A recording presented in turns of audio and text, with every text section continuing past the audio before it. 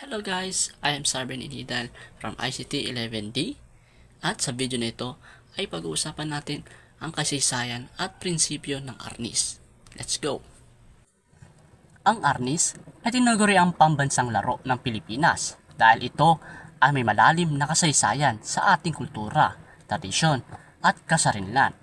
Ang arnis ay nilikha ng mga katutubo ng Pilipinas na gumagamit ng iba't ibang mga sandata para sa labanan at pagtanggol ang sarili. Ang mga tradisyonal na espada ay gumamit ng ratan, sword, sundang at sibat. Nang si Ferdinand Magellan at ang kanyang nakabaluti, ang Espanya na mananakop ay nagtangkang salakayin ang Pilipinas noong 1521.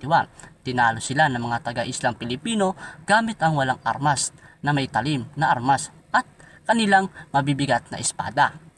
Pero nang nasakop ng mga Kastila ang Pilipinas, ang tradisyon ng arnis ay nanatili, ngunit ito'y labis na ipinagbawal noong unang panahon, sa panahon ng mga Kastila.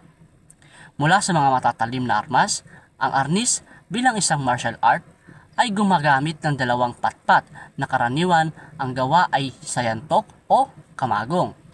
May mga pagkakataon na ginawa ito ng mga Pilipino sa publiko kahit sa harap ng mga Espanyol.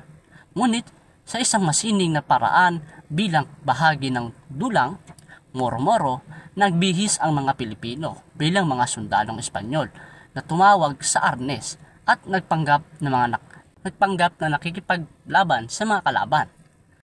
Yun lamang po at sana nakapagbigay po ako sa inyo ng kaalaman. Muli, ako po si Sarben D. Inidal from ICT 11D.